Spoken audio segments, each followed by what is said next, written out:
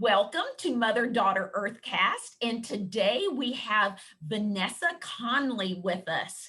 And Vanessa is the programming specialist at the Dallas Public Library, and she is in charge of the Seed Library in Dallas. So welcome to Mother-Daughter Earthcast, Vanessa. Thank you so much. Yes, sadly, I am still on the Seed Library team, but I'm not in charge. We've transitioned because I'm doing more programming. So we actually have a really great team that works on the 6th floor that is taking over like the day-to-day, like nuts and bolts of the Seed Library. Perfect. But I'm still here to spread. I'm still here to spread the Seed Library gossip, though. Yes, I was going to say Vanessa's in charge of telling us all about the Seed Library today. We'll put it that way. Yeah. Exactly. I'm sorry, I misspoke. You're good. Oh no, that's okay. And we were just before we went on air, we were chatting with Vanessa about how we have visited the Seed Library in the downtown Dallas location, and we're just super excited to learn all about the important work that the Dallas Public Library system is doing to create a Seed Library and offer that amazing service to us, and also just kind of learn generally about y'all's work and how other people can replicate it and do it in their cities or towns. So I'm excited. I'm pumped. So Vanessa, can you tell us, how did the Seed Library get started in Dallas? And when did it get started? It started, gosh, time in the past year, I think everyone's experienced is time is kind of, but it's been going for about 4 years now. It started being planned about 5 years ago by 2 staff members that were on our 6th floor, which is our government information and kind of the urban city life. It's now called City Life Work and Education Skills. But so they had 2 very visionary staff members who saw, so kind of the grandparent of all the public libraries, Seed Libraries, is the Richmond Seed Library, which is in California. And that was the first Seed Library that was actually in a public library. Obviously there's other seed banks and other things and other community seed gathering places, but that was the first one that was actually in a public library. And so they have this great model that they actually have online. So I highly recommend people visiting their website, because that's what we based ours off of. I got involved because I've been a lifelong gardener. So both Mark and Catherine were beginner gardeners, but they wanted, some input for someone who's been gardening a while. And, I say you can never be a gardening expert, because no matter how long you do it, there's always something new to learn. Most definitely. I know I've learned a lot through working with the Seed Library, that, sometimes you just get comfortable with what you do, and it may not be always the best practice. So it's always, like I said, a lifelong learning process, which is what the library is all about.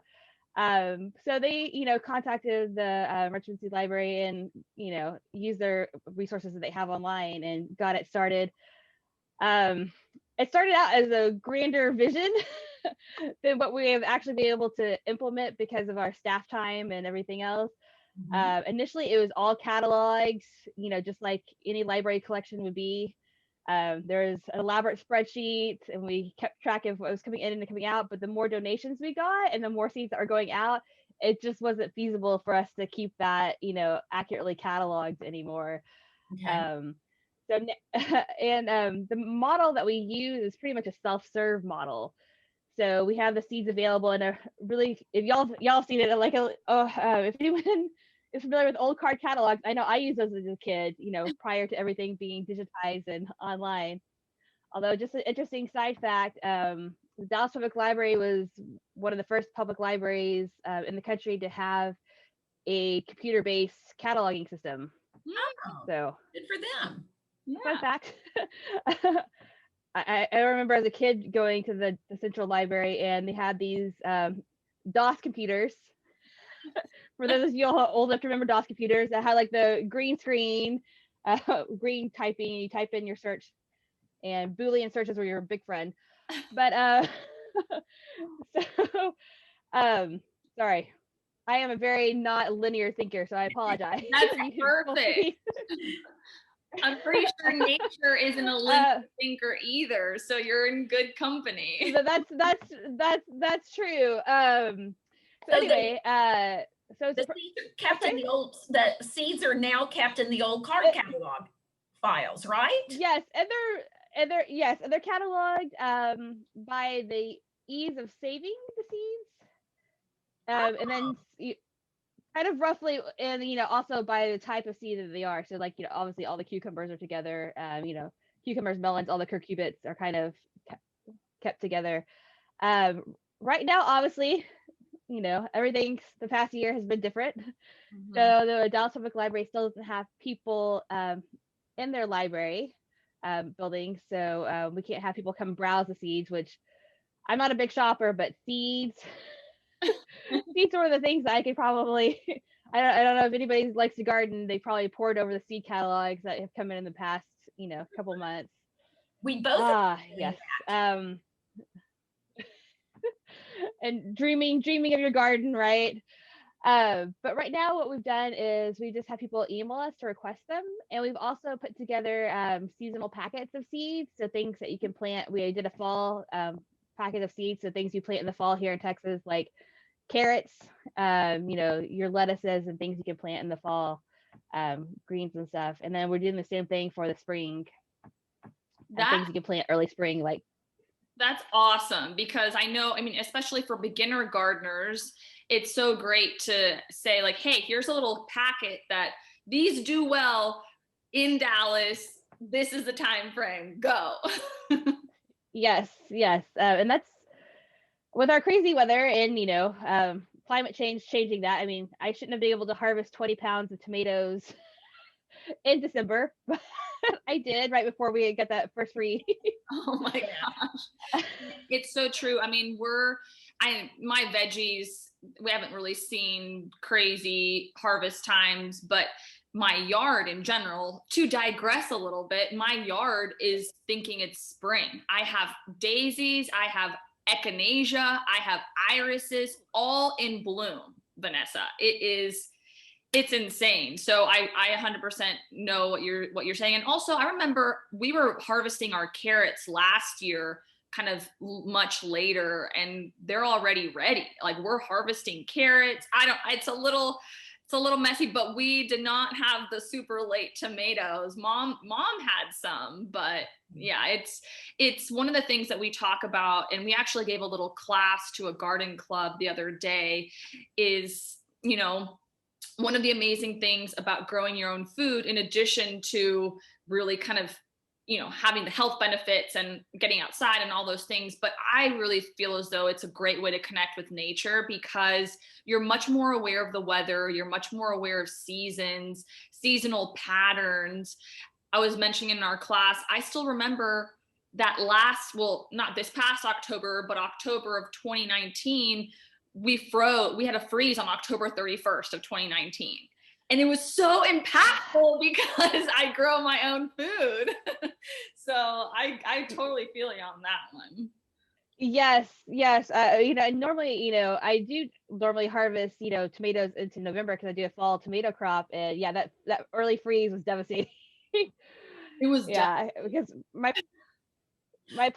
tomato plants are not well behaved. I'm not one of the people that trims their tomato plants to keep them. I just kind of I call it my tomato jungle. I love that. Because I find if I have to hunt for the tomatoes, so do the critters. And so, good point.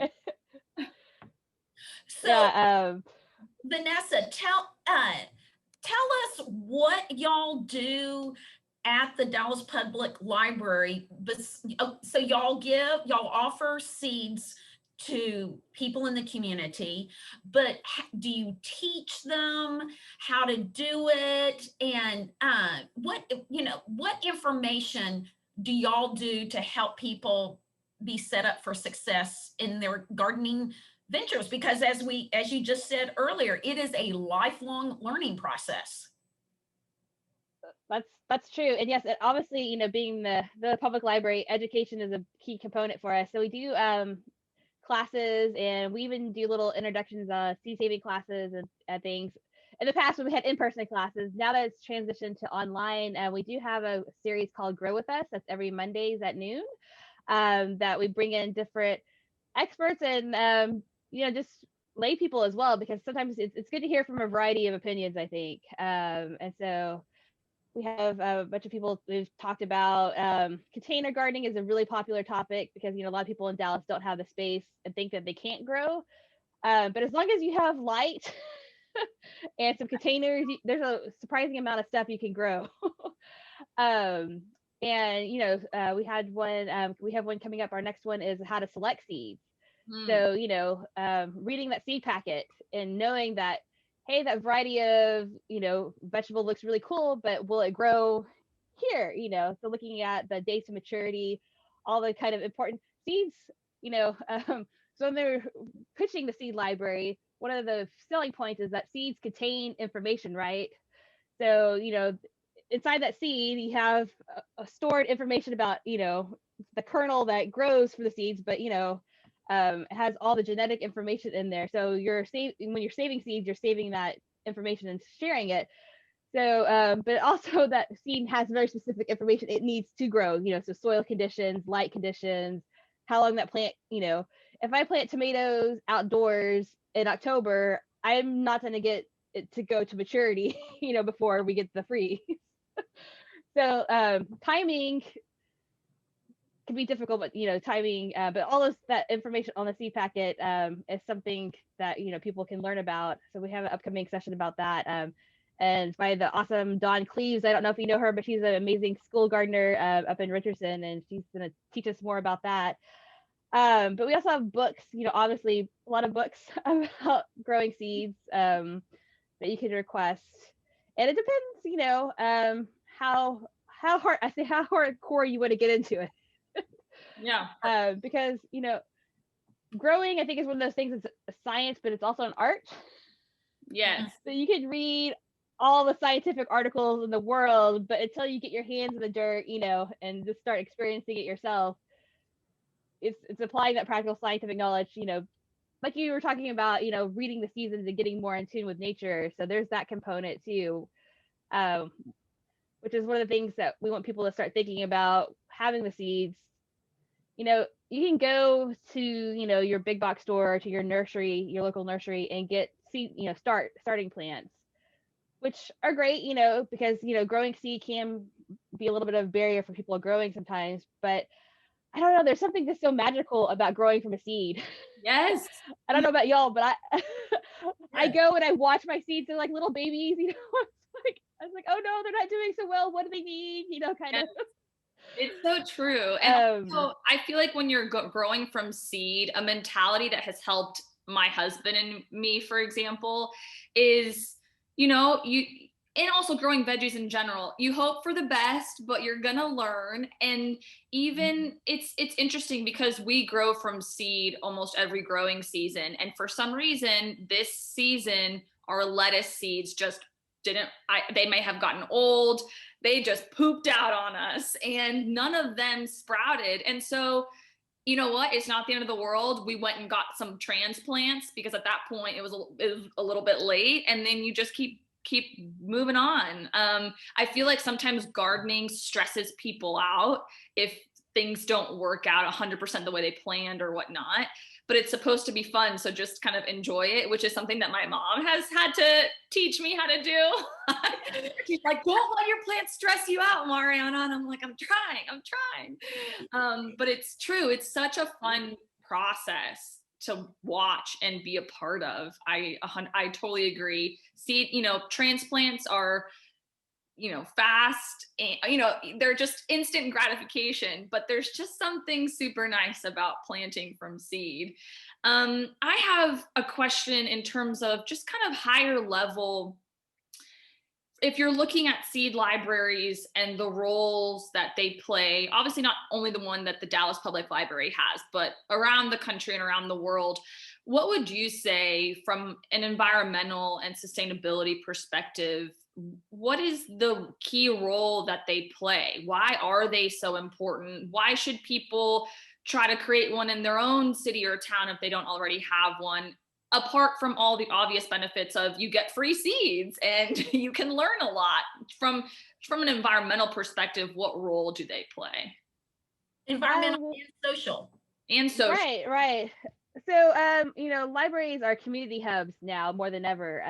I think, even though we can't have in person, we still provide a lot of services like hotspots, other things. But the seed library itself, one of the goals is to have people bring seeds back. It's not a requirement, so people can check out as many seeds as they want. We don't require people to bring them back, but we say if you know how to save them and you're able to save them and bring them back, because one of the goals is to get locally adapted seeds. So seeds that have been grown in the area, they so I know genetic modification is like, but seeds naturally do that, right? So we're not like splicing, genes in them, but you're just through natural adaptation, you can get seeds that grow better in an area.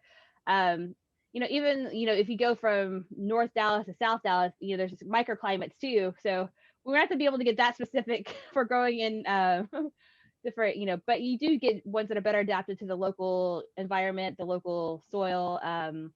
And that's a big benefit to the community if we can get those back out. Unfortunately, most of our seeds are commercially donated seeds, just because we haven't, there's not hopefully with more people growing now, because seeds have been selling out. I don't know if you'll notice, but like last year it was hard to get seeds. Because everyone's growing. So hopefully with more people growing, we'll get more people saving seeds. But until then, we don't limit to being open pollinated seeds, so we accept any seeds, but we do recommend open pollinated just because they stay truer to type if you're able to. And you don't have, that tomato you're going to grow the next year is going to be similar to the tomato you grew this year, right? If you're going with open pollinated, not hybrid seeds. But also as far as like food security, so in Dallas there's a shocking amount of food insecurity. And people growing a few tomato plants in their on their patio if they live in an apartment or whatever, it's not going to solve food insecurity, but I think it helps people understand the food system better and where food comes from. And it helps supplement people's, it won't take, won't replace, obviously other ways of getting food, but I think it never hurts. And I was at an outreach for the seed library one time, and there were students from, I believe it was UTD, that were just doing a kind of like a study about what kids think about nutrition. And it was kind of surprising, they had a sheet of different vegetables and fruits of what kids could not pick out from that list and identify it is, fruits and vegetables. And so just bringing that awareness to how food grows and, the importance of food, it's like I said, it's not going to solve it, but I think it gives another tool for people to be able to be more self-sufficient and grow their own food if they have the seeds available for free. And be able to have local, or hopefully organic. Hopefully when people are raising their own vegetables, they're doing it organically, but there's nothing more local and there's nothing more nutritious than walking into your front yard and backyard and cutting some food and eating it. It doesn't get any better than that. And the flavor is just so much better too. Oh, as a kid, I would only eat tomatoes that we grew because the ones in the store were just, just didn't taste right.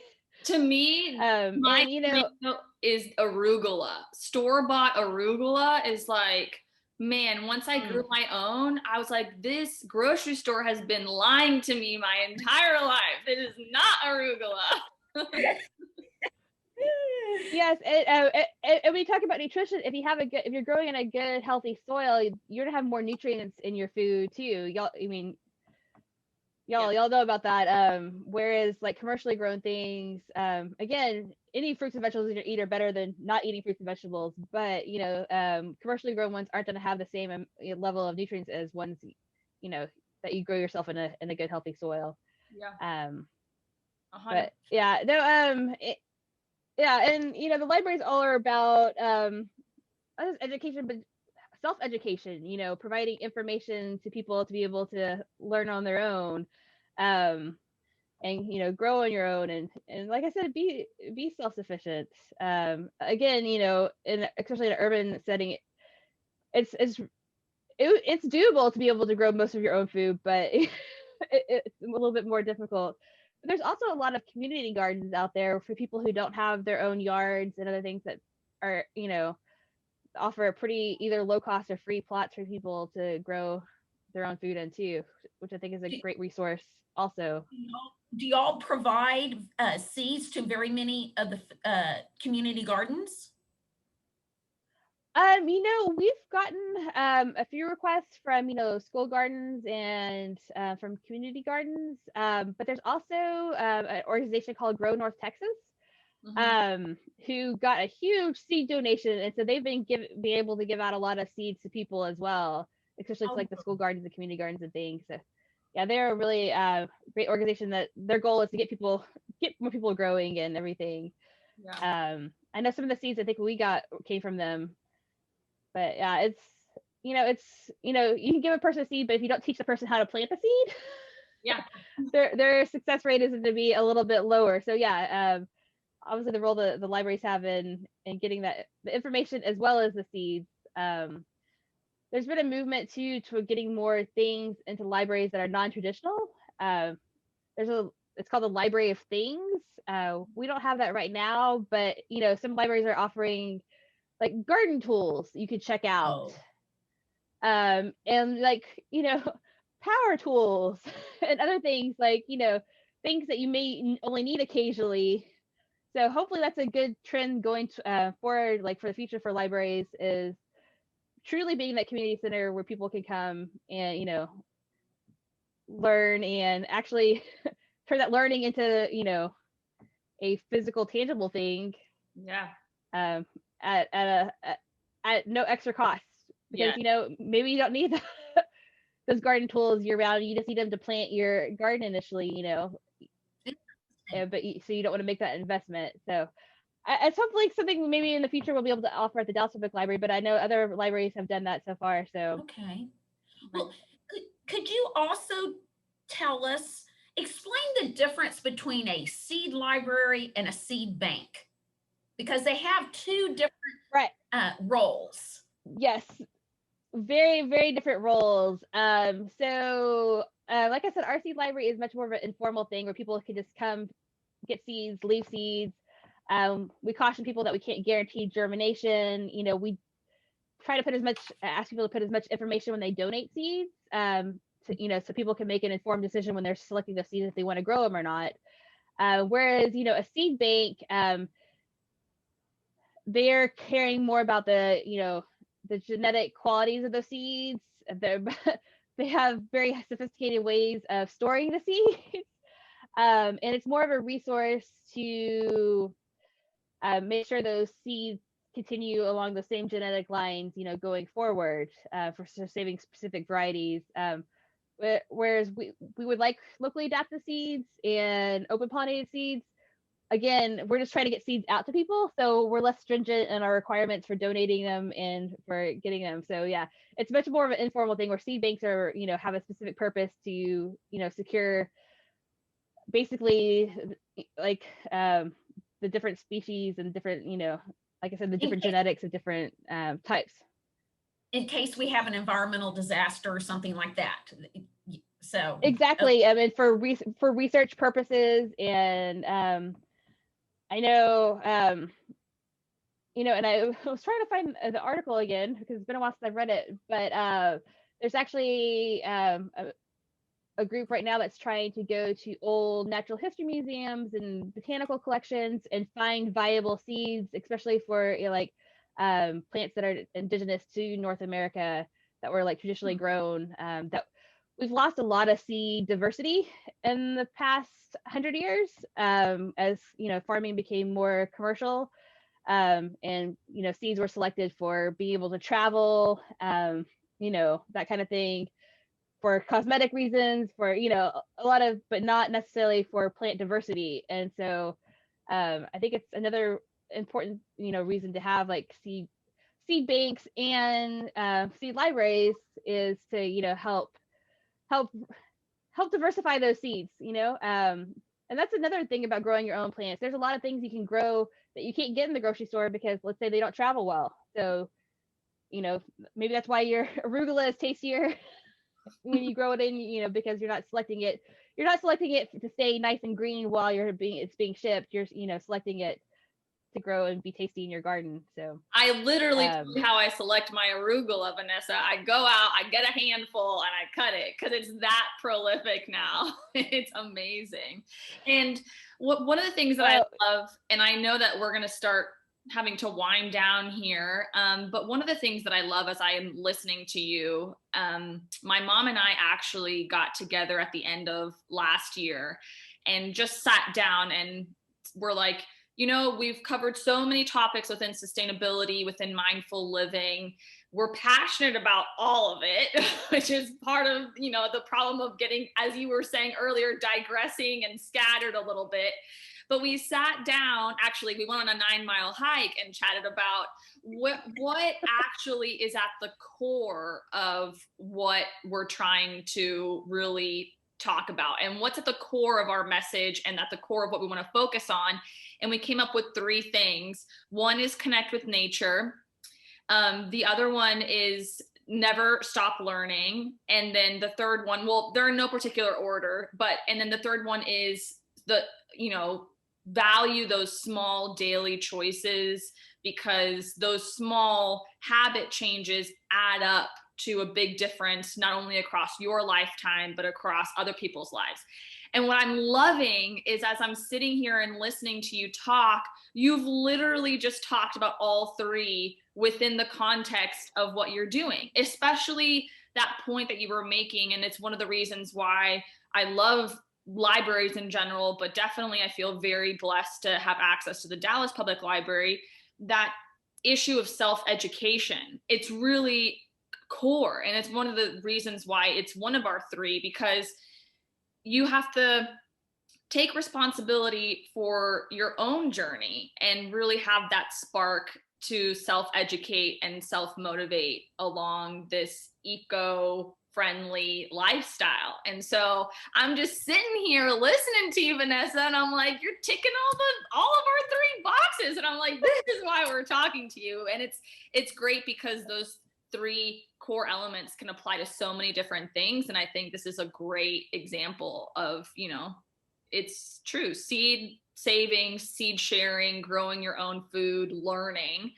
It's just another example of how you can live mindfully and sustainably in a small, yes, seemingly small way, but it's super impactful.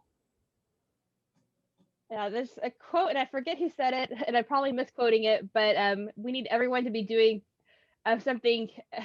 We don't need everyone to be a perfect environmentalist. We need everyone to do small things. We don't need everyone to be doing it perfectly. Just the more people, like a few people doing it perfectly, is not to be as impactful as everyone, making small changes that they can. So yes, yeah. So the same thing with gardening. It's like, you don't have to be a perfect gardening. You don't have to have the beautiful Martha Stewart, level garden. Just grow what you can where you can. Agreed. Well, Mom, are you ready for the final question? The question for Vanessa? I am. Oh no. Don't you worry, Vanessa, there are no gotcha moments. Anyway, we always ask this one question to all of our guests. What do you think is the most important thing each individual can do to help reverse global warming and climate change? Most important thing. Well, obviously I'm biased here, but I'm gonna say growth. I'm gonna say growthing. Because the more we have growing, the more we have, carbon sequestration into the soil, Mm-hmm. So plants, help us keep carbon in the soil, which is what, a main contributor to, global warming is all the, extra carbon we have in the atmosphere. So, and also, like, growing your own food, because you're, again, when it's being transported, it's obviously going to have an impact, from the vehicles transporting it. And, unfortunately, I mean, I'm about to say there are commercial growers that are doing commercial growing in a sustainable way. So I'm not saying that, but, on a whole, our commercial agriculture is not being done in a sustainable way. Yeah. So, making that small choices of like, growing your own, tomatoes are a bad example because tomatoes are deceptive. They seem like they're easy to grow, but getting tomatoes from tomatoes Yeah. is an art form in itself. But yeah, I just think making those small choices, like, even though it's more expensive, perhaps in the short term, going to your local farmers market, if you can't grow your own, buying, produce that's been grown, in a, nearby, making those small things that you can. And a lot of people don't realize a lot of the farmers markets honor SNAP benefits too, and they'll even double your SNAP benefits at some farmers markets. So yeah, making those choices and not buying more than you need, because there's a lot of food waste, and that goes into the landfill, and that contributes to greenhouse gases as well. So like, be mindful in what you buy, and use what you buy, and don't let it. And if you don't use it, compost, please. Yeah.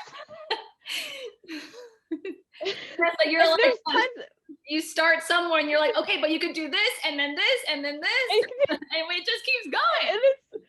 And it's hard to choose this one because it's all interconnected. Yes. It is. I think it's what, like, we tend to be, especially now, isolated, and sometimes I think we miss the bigger picture of how we're connected to people. And bringing it back to libraries, I think that's one of the things that libraries do, is connects communities, it connects people together, and y'all can tell I really miss being able to do outreach. I can and talking to people about these things. So y'all are getting all of it right now. I'm sorry. I love it. You're preaching to the choir, Vanessa. And for our listeners, and for those of y'all who are on Patreon, Vanessa is actually going to be doing a little bonus episode with us where she's going to be talking and diving deep into seed saving and how to do it, and all that good stuff. And that's something that I don't do yet. I'll be 100% honest, but Toby does my husband does a little bit of seed saving, but it's something that I am super excited to learn about, because I'd love to be able to give some seeds back to the library and also use our own seeds the following season. So Vanessa, thank you so much for your time and your expertise, and thank you for everything that you do with the Dallas Public Library to educate our community and to connect our community. It's so needed, especially right now, and we appreciate you. So thank you so much for being on our podcast and sharing all of this wonderful information with us. Thank you so much for having me. Like I said, I could talk about plants and seeds and growing things forever. I love it. Well, thank you so much, Vanessa. Your enthusiasm has put a big smile on my face today, and you've shared a lot of important information with us. Thank you. Well, sounds great. Thank you. We'll talk to you later, Vanessa. Thank you so much.